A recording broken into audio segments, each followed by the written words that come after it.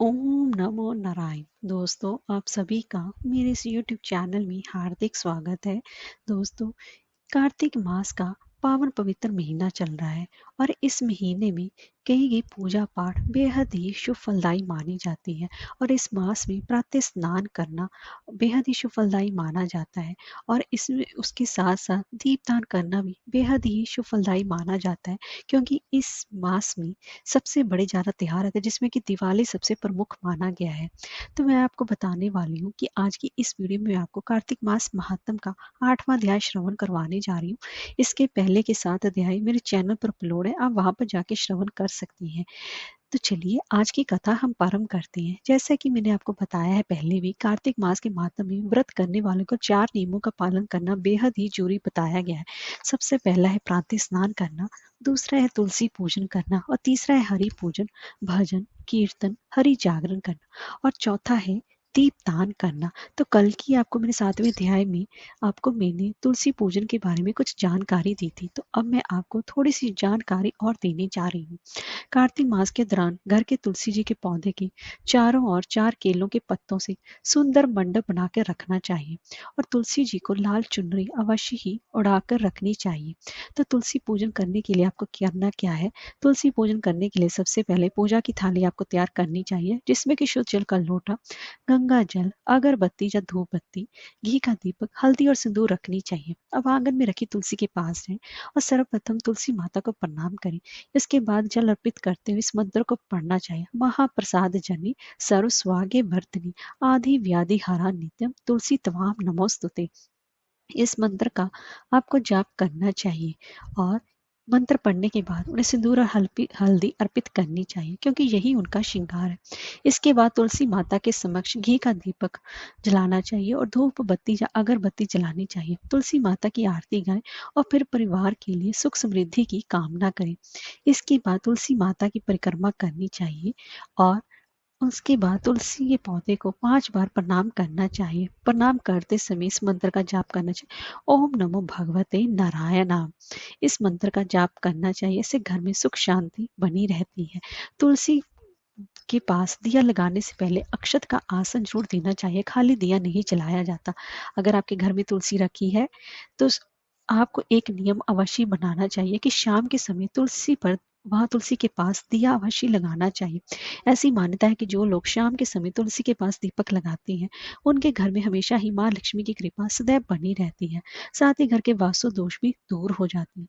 इसीलिए तुलसी के समक्ष वहां पर आपको दिया अवश्य ही जलाना चाहिए। ऐसा करने से एक तो दीपदान भी हो जाता है और आपके घर में सुख समृद्धि भी बनी रहती है। तो आपको ऐसा अवश्य ही करना चाहिए। और इसके साथ साथ भगवान विष्णु जी की भी पूजन उपासना अवश्य करनी चाहिए। और शास्त्रों के अनुसार एकादशी, रविवार, सूर्य ग्रहण और चंद्र ग्रहण के दिन तुलसी के पत्ते नहीं तोड़ने चाहिए, और रात के समय भी तुलसी के पत्ते तोड़ना वर्जित माना गया है। जरूरत पड़ने पर ही तुलसी के पत्ते तोड़ें, बेवजह तुलसी के पत्ते नहीं तोड़ना चाहिए। इससे आपको दोष लगता है, इससे तुलसी माता को कष्ट भी होता है। और तुलसी माता की जो मंजरियां हैं उसको आप समय समय पर हटाते रहे, इससे भी तुलसी माता को कष्ट होता है। और शिवलिंग और गणेश पूजन में तुलसी का प्रयोग करना वर्जित माना गया है। इस बात का आप विशेष रूप से ध्यान रखें। तो चलिए अब मैं आपको कार्तिक मास महात्म का 8वां अध्याय श्रवण करवा रही हूँ। तब आगे नारद जी बोले कि अब मैं कार्तिक व्रत के उद्यापन का वर्णन करता हूँ, जो कि सब पापों का नाश करने वाला है। व्रत का पालन करने वाला मनुष्य कार्तिक शुक्ल चतुर्दशी को व्रत की पूर्ति और भगवान विष्णु की प्रीति के लिए उद्यापन करना चाहिए।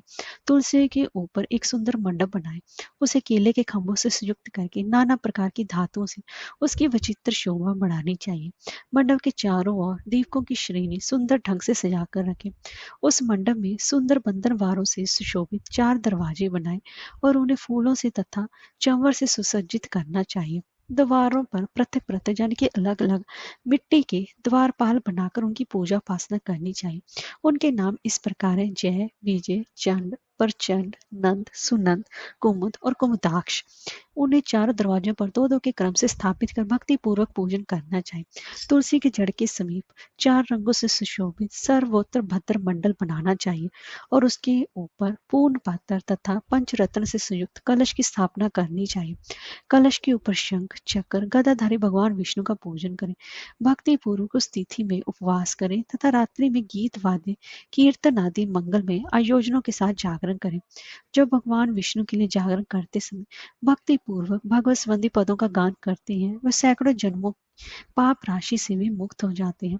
जो मनुष्य भगवान के निमित्त जागरण करके रात्रि भर भगवान का कीर्तन करते हैं उनको असंख्य गोदान का फल मिलता है। जो मनुष्य भगवान की मूर्ति के सामने नृत्य गान करते हैं उनके नेक जन्मों के एकत्रित पाप भी नष्ट हो जाते हैं। जब भगवान के सम्मुख बैठकर कीर्तन करते हैं और बांसुरी आदि बजाकर भगवत भक्तों को प्रसन्न करते हैं तथा भक्ति से ही रात्रि भर जागरण करते हैं उन्हें करोड़ों तीर्थों करने का फल की प्राप्ति भी होती है। और उसके बाद पूर्णमासी में एक सहपत्नीक यानी कि पति और पत्नी दोनों को ब्राह्मणों को निमंत्रित करना चाहिए। प्रातःकाल स्नान और देव पूजन करके वेदी पर अग्नि की स्थापना करें और भगवान की प्रीति के लिए तिल और खीर की आहुति दें। होम की शेष विधि पूरी करके भक्ति पूर्वक ब्राह्मणों का पूजन करें और उन्हें यथाशक्ति दक्षिणा दें। फिर उनसे इस प्रकार क्षमा प्रार्थना करें, आप सब लोगों की अनुकंपा से मुझ पर भगवान सदैव प्रसन्न रहे। इस व्रत को करने से मेरे 7 जन्मों के किए हुए पाप नष्ट हो जाए और मेरी संतान चिरंजीवी हो। इस पूजा के द्वारा मेरी सभी मनोकामनाएं पूर्ण हो। मेरी मृत्यु के पश्चात मुझे अतिशय दुर्लभ विष्णु लोक की प्राप्ति हो।